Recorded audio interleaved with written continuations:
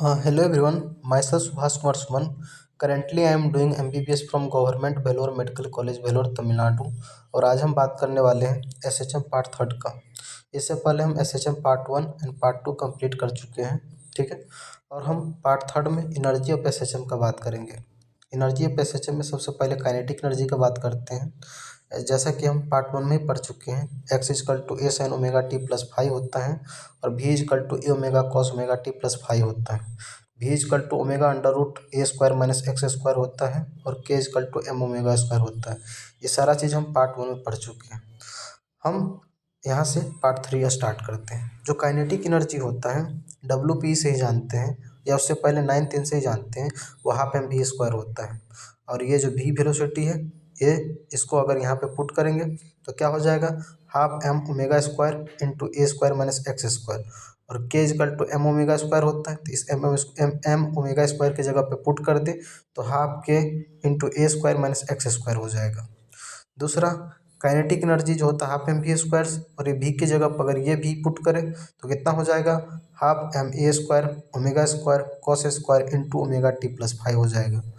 और M omega square को अगर के बराबर कर दें तो हाफ के square cos square into omega T plus five हो जाएगा, ठीक है। आगे हम बात करते हैं। तो देखो, जो काइनेटिक एनर्जी का जो मैक्सिमम वैल्यू होगा उसके लिए क्या होना पड़ेगा, काइनेटिक एनर्जी के मैक्सिमम वैल्यू के लिए ये कॉस स्क्वायर जो होता है, कॉस थीटा का जो वैल्यू क्या होना चाहिए, वो आपको जीरो होना चाहिए, ठीक है। तो कॉस थीटा अगर जीरो होगा तो कॉस जीरो कितना होता है, वन होता है। तो यानी कहाँ पे होगा, मीन पोजीशन पे काइनेटिक एनर्जी मैक्सिमम होगा। यहाँ भी देखा जाए तो मीन पोजीशन पे एक्स का वैल्यू जीरो, ये जीरो पुट करेंगे तो हाफ के एक्स का हाफ के ए स्क्वायर हो जाएगा। अगर average value of kinetic energy का बात करते हैं तो कितना होता है, 1/4 के स्क्वायर।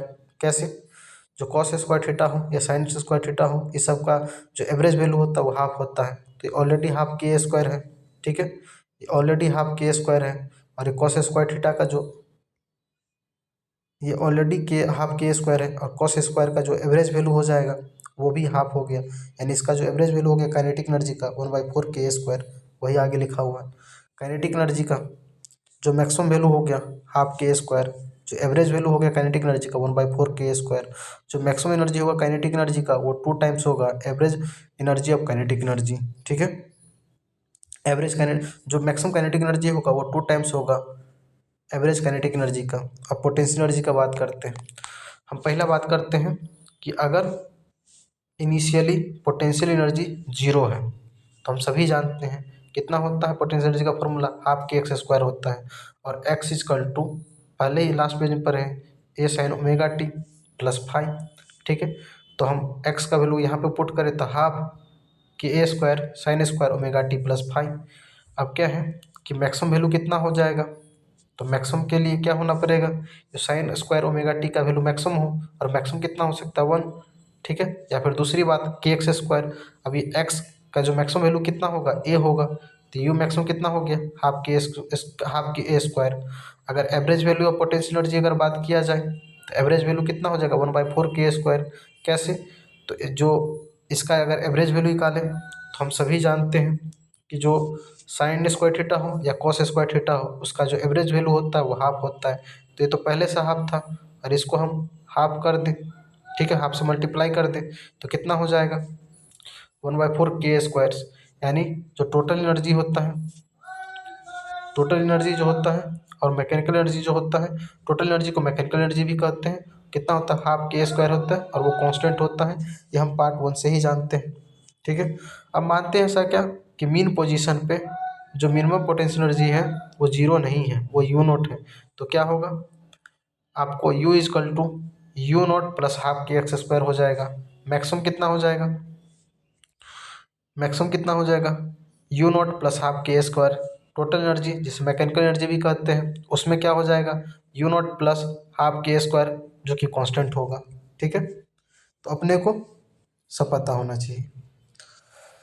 जो काइनेटिक एनर्जी का जो मैक्सिमम वैल्यू होगा वो पोटेंशियल एनर्जी के मैक्सिमम के बराबर होगा, और वो टोटल एनर्जी के बराबर होगा। जो एवरेज काइनेटिक एनर्जी होगा वो एवरेज पोटेंशियल एनर्जी के बराबर होगा। उस पर से लिखा है कि जो एक्सट्रीम पॉइंट होता है, जो एक्सट्रीम पॉइंट होता है वहाँ पे पोटेंशियल एनर्जी मैक्सिमम होता है, देखो ये पोटेंशियल एनर्जी का ग्राफ है, और जो मीन पॉइंट होता है वह काइनेटिक एनर्जी मैक्सिमम होता है, यही लिखा हुआ है। ठीक है, दूसरा बात ये लिखा है कि जो मीन पॉइंट होता है वहाँ पे पोटेंशियल एनर्जी मिनिमम होता है, देखिए पोटेंशियल एनर्जी यहाँ पे क्या है, मिनिमम है, और जो एक्सट्रीम पॉइंट होता है वहाँ पे काइनेटिक एनर्जी मिनिमम होता है, यह है। उस पर से क्या है कि जैसे देखो ये SHM यहाँ परफॉर्म कर रहे हैं, ये मीन पॉइंट है।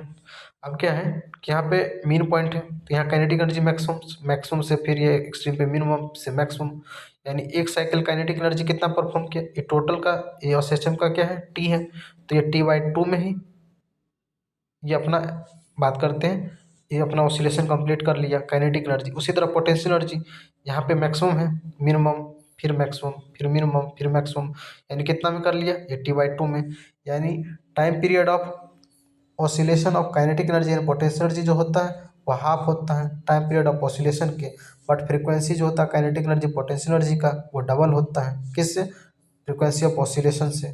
ठीक है, उस पर से क्या सेकेंड पेंडुलम आता है, सेकेंड पेंडुलम में ज़्यादा कुछ नहीं, डायरेक्टली उसका ये दो डाटा पूछ लेता है, उसका टाइम पीरियड क्या होता है 2 सेकेंड, लेंथ क्या होता है 1 मीटर।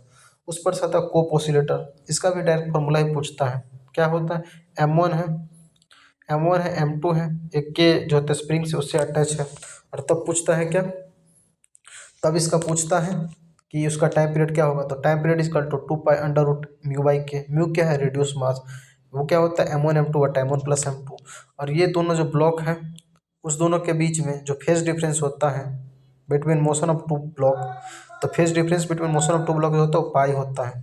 अब सेकेंड के केस कोप ऑसिलेटर का, अब इसमें क्या किया, दो स्प्रिंग जोड़ दिया जिसका spring constant K1 and K2 है।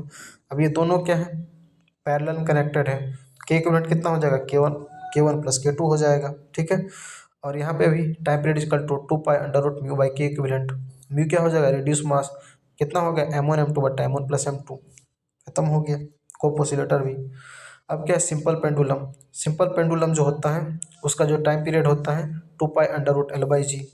अब ये कब वैलिड होगा, अगर ये जो थीटा है, ये जो थीटा है वो बहुत स्मॉल होना चाहिए, और दूसरा एल जो है ये लेंथ जो बॉब है वो क्या, निग्लिजिबल होना चाहिए as compare to radius of earth. और अगर ऐसा नहीं हुआ, अगर रेडियस ऑफ लेंथ जो है वो रेडियस ऑफ अर्थ के कंपेरेबल हुआ तो टाइम पीरियड क्या हो जाएगा, 2π√r/1 + r/L × g हो जाएगा। दूसरा अगर L = r हो जाए तो टाइम पीरियड = 2π√r/2g, जो कि 59 मिनट होता है। उस पर से अगर बात किया जाए, अगर लेंथ रहे वो इन्फिनिटी हो जाए, टेंस टू इन्फिनिटी हो जाए, तो टाइम पीरियड कितना हो जाएगा, मैक्सिमम कितना, 2π√r/g, जिसका कितना हो जाएगा 84.6 मिनट। ये सब जो है तो डायरेक्टली पूछ लिया जाता है, कोई ज़्यादा नहीं है। नेक्स्ट बात ये है एंगुलर SHMs, ये पूछा जाता है। ठीक है, अब क्या है, ये लेंथ जो है, जो बात करते हैं कंपेरेबल नहीं है रेडियस ऑफ अर्थ के, और ये जो एंगल है वो भी वो जी क्या, तो निग्लिजिबल बात करते हैं, आपको स्मॉल है और लेंथ भी निग्लिजिबल है। ठीक है, इस केस में हम बात करते हैं तो क्या होगा, हम सभी जानते हैं कि जो टॉर्क होता है डायरेक्टली प्रोपोर्शनल टू -θ होता है। ठीक है, ये एंगुलर पोजीशन है। ठीक है, तो अगर इस डायरेक्टली प्रोपोर्शनल को हटाने के लिए कांस्टेंट लेंगे तो कितना हो जाएगा, टॉर्क इक्वल टू -c θ, और टॉर्क सभी हम जानते हैं रोटेशन से I अल्फा होता है, इसको बराबर कर दिए तो अल्फा इक्वल टू -c/I × θ।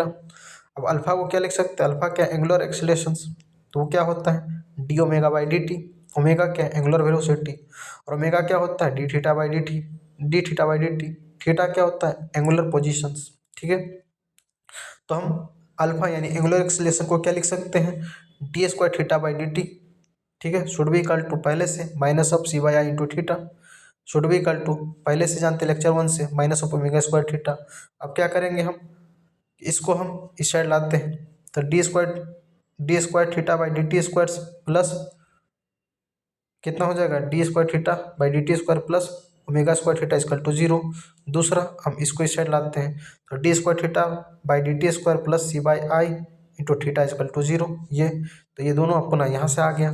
ठीक है, और ओमेगा कितना हो जाएगा, √c/I, यहाँ से कंपेयर करो देख लो तो c/I आ गया। टाइम पीरियड 2π√L/g इफेक्टिव्स, ये यूज़ करना है। ये तो पहले से जानते हैं, बॉब का जो होता है टाइम पीरियड कितना होता है 2 पाई अंडर रूट L/G। और कहीं पे जी इफेक्टिव का बात हो रहा है तो जी इफेक्टिव, ठीक है। अब क्या है, जो थीटा है एंगुलर पोजीशंस, ओमेगा क्या है एंगुलर वेलोसिटी, अल्फा क्या है एंगुलर एक्सीलरेशन। तो theta is equal to theta naught sine omega T plus five, five क्या है इनिशियल फेज, ओमेगा डैश यानी एंगुलर वेलोसिटी, ओमेगा ठी उस पर क्या होता है D theta by D T. तो साइन थीटा का जो डिफ्रेंसिएशन होगा वो कॉस थीटा होता है, तो theta naught omega cos omega T plus five. Alpha क्या होता है D omega by D T, जो कॉस थीटा का डिफ्रेंसिएशन होता है माइनस ऑफ साइन थीटा, यानी theta minus of theta naught omega square sine omega T plus five. जो maximum angular velocity कितना होगा theta not into omega, theta naught क्या है एंगुलर एम्पलीट्यूड, ठीक है। अल्फा मैक्सिमम कितना होगा theta naught omega squares. Velocity का फॉर्मूला क्या था वहाँ पे v is equal to omega under root A² minus X square. यहाँ पे क्या होगा angular velocity omega dash is equal to omega under root theta naught square minus theta square. Theta naught क्या है एम्पलीट्यूड। अब क्या है जो टाइम पीरियड हम क्या पर हैं, time period is equal to 2 pi under root L/G। अब क्या है अगर जी कांस्टेंट है तो जी खत्म, ठीक है, जी कांस्टेंट है तो जी खत्म, ठीक है। तो डेल्टा टी बाई टी यानी fraction change in time period कितना हो जाएगा half delta L by L. अगर एल कांस्टेंट है तो एल ये कांस्टेंट, तो क्या delta T by T G ऊपर जाएगा तो माइनस, तो half delta G by G minus of half delta G by G. अगर दोनों वेरिएबल हैं तो फिर क्या होगा delta T by T is equal to half common ले लेंगे delta L by L minus delta G by G, खत्म हो गया। अब क्या है कि ये दो है, एक ये बॉब है, ये क्या है एल स्मॉल, दूसरा क्या है ये एल लार्ज। बोला ये है ऐसा सवाल पूछा जाता है कि इस दोनों को साइमल्टेनियसली ऑसिलेट करने के लिए छोड़ दिया गया है। तो बोला है कि और इनिशियली दोनों सेम फेज में है, तो बोला कि जो नेक्स्ट टाइम दोनों सेम फेज में आएगा तो number of oscillation small Bob का कितना होगा और लार्ज बॉब का कितना होगा। इस केस के लिए एक फार्मूला होता है n+1 into L S should be equal to n into square root of L, ठीक है, अब एल एल। तो इसी को लगाते हैं इस सवाल में क्या किया है एल एस कितना दिया 1 मीटर्स और एल एल कितना दिया है 1.44 मीटर्स। इस सबको पुट करते हैं तो n+1 into √1 should be equal to n into square root of 1.44, इससे n का वैल्यू 5 आ जाता है। तो number of oscillation for small length pendulum n+1 यानी 6 हो जाता है। Number of oscillation for large length pendulum n यानी 5 हो जाएगा। तो ये याद रखना है, ठीक है। स्मॉल पेंडुलम के लिए नंबर ऑफ ऑसिलेशन n+1 तथा लार्ज लेंथ के लिए जो होता है पेंडुलम के लिए वो n होता है। और ये रिलेशन याद होना चाहिए n+1 into square root of L S should be equal to n into square root of L L यानी लेंथ लार्जर का। अब बात कर लेते हैं ये बहुत इंपॉर्टेंट है, ठीक है। इसका बात कर लेते हैं, ये बहुत इंपॉर्टेंट है। इसका हाफ जो है ना पार्ट 1 में कंप्लीट कर चुके हैं। क्या होता है X is equal to 0 mean position होता है, तो एक्स इजकल टू 0 यहाँ पे हम लोग पाँच अपने लोग क्या करते हैं 5 ही एंगल को मोस्टली पढ़ते हैं 0 डिग्री 30 डिग्री 45 डिग्री 60 डिग्री और 90 डिग्री। अब इसके इक्विवेलेंट क्या होता है वो 0 डिग्री एक्स इजकल टू 0 होता है, 30 डिग्री a/2 होता है, 45 डिग्री a/√2 होता है, 60 डिग्री √3/2 होता है, 90 डिग्री a होता है। ये एक्चुअली आया कैसे वो देख लेते हैं। एक्स इजकल टू क्या होता है a साइन ओमेगा टी। अब ये ओमेगा टी जो है अगर 0 डालेंगे तो साइन 0 0 तो यहाँ पे आ गया, 30 डालेंगे तो हाफ तो यानी a/2, ठीक है, 45 डालेंगे तो 1/√2 यानी a/√2, ठीक है, 60 डालेंगे तो कितना हो जाएगा √3/2 क्योंकि √3 60 का वैल्यू √3/2 होता है, √3/2 90 का वैल्यू 1 होता है, तो ये हो गया। दूसरा अगर बात किया जाए अभी सभी जानते हैं टी इजकल टू पार्ट 1 में कंप्लीट कर चुके हैं, तो T is equal to theta by 360 into T होता है, ठीक है। अब बोलेगा क्या कि 0 से मीन पोजीशन से 30 डिग्री जाने में कितना टाइम लगेगा, या मीन पोजीशन से a/2 जाने में कितना, तो थीटा कितना 30 डिग्री तो 30/360 इंटू टी/12। 45 जाने में कितना तो 45/360 इंटू टी/8 समय लगेगा। 60 डिग्री जाने में मीन पोजीशन से कितना, तो 60/3 16 20 यानी t/6 लगेगा। बोलेगा एक्सट्रीम पॉइंट जाने में, पॉजिटिव एक्सट्रीम पॉइंट जाने में तो 90, या फिर सीधा 90 डिग्री बोल दे तो 90/3 16 20 कितना हो जाएगा t/4। ऐसा भी पूछ सकता है कि 30 डिग्री से, या फिर पूछ सकता है कि a/2 से a/√2 जाने में कितना टाइम, तो इसका एंगल कितना 30 से 45 यानी 15 डिग्री, इस दोनों के बीच में डिफरेंस 15/3 16 20। ये पूछ सकता है 45 से 60 जाने में, फिर 15/3 16 20। पूछ सकता है 30 से 60 जाने में कितना टाइम लगेगा, तो 30 से 60 के बीच में डिफरेंस 30/3 16 20। पूछ सकता है 30 से 90 जाने में कितना, 60 का गैप 60/3 16 20। इस तरह से आपका टाइम आराम से निकल जाएगा। अब एनर्जी का बात की है पहले, हम सभी जानते हैं कि जो मीन पोजीशन होता है वहाँ पे वेलोसिटी मैक्सिमम होता है, तथा एक्सट्रीम पोजीशन पे वेलोसिटी मिनिमम यानी 0 होता है। वेलोसिटी मैक्सिमम यानी काइनेटिक एनर्जी मैक्सिमम कितना 100%। ठीक है, वेलोसिटी 0 यानी काइनेटिक एनर्जी 0। हम सभी जानते हैं जो पोटेंशियल होता है उसका फॉर्मूला कितना होता है, हाफ के एक्स स्क्वायर। अब जो एक्स जो होता है मैक्सिमम कितना हो सकता है, मैक्सिमम कितना हो सकता है ए, यानी हाफ के स्क्वायर मैक्सिमम, वो कहाँ पे होगा, एक्सट्रीम पोजीशन पे। मिनिमम कहाँ पे होगा, मीन पोजीशन पे, एक्स का वैल्यू 0 यानी 0। उस पर से अगर बात किया जाए, जो मीन पोजीशन होता है वहाँ पे काइनेटिक एनर्जी 100%, और a/2 पे कितना होता है 75%, a/√2 पे 50%, √3a/2 पे 25, और एक्सट्रीम पोजीशन पर 0। उसी तरह पोटेंशियल एनर्जी मीन पोजीशन पे 0, a/2 पे 25, a/√2 पे 50, √3a/2 पे 75, तथा ए पे कितना हो जाएगा 100%। ठीक है, सवाल इसमें क्या बनता है कि वो पोजीशन बताओ जहाँ पे काइनेटिक एनर्जी पोटेंशियल एनर्जी का 3 टाइम्स हो, तो कितना हो जाएगा a/2। ऐसा पोजीशन बताओ जहाँ पे काइनेटिक एनर्जी पोटेंशियल एनर्जी के बराबर हो, तो a/√2। ऐसा पोजीशन बताओ जहाँ पे पोटेंशियल एनर्जी काइनेटिक एनर्जी का 3 टाइम्स हो, वो हो जाएगा आपको √3a/2। ठीक है, अब क्या है, एंगुलर सिस्टम में थीटा था, वहाँ पे एम्पलीट्यूड, तो फिर ए के जगह पे थीटा पुट कर दो, बात खत्म। कितना 30 पे कितना हो जाएगा θ/2, 45 पे θ/√2, 60 पे √3 θ/2, और 90 पे थीटा हो जाएगा, बात खत्म। इसका एक सवाल भी कर लेते, ये सब पहले कर चुके पार्ट 2 वीडियो में। ठीक है, एक ही सवाल इस पे करेंगे, उसी से हो जाएगा। ये सवाल है, क्या किया है, बोला है कि एक कोई बॉब है, उसको यहाँ पे क्या, उसका जो एंगुलर जो बात करते हैं, जो एंगुलर एम्पलीट्यूड है वो 4 डिग्री है, लेकिन क्या किया है, इस साइड में 2 डिग्री पे क्या किया, इलास्टिक कोलिजन के लिए एक यहाँ पे क्या किया, वाल बना दिया है।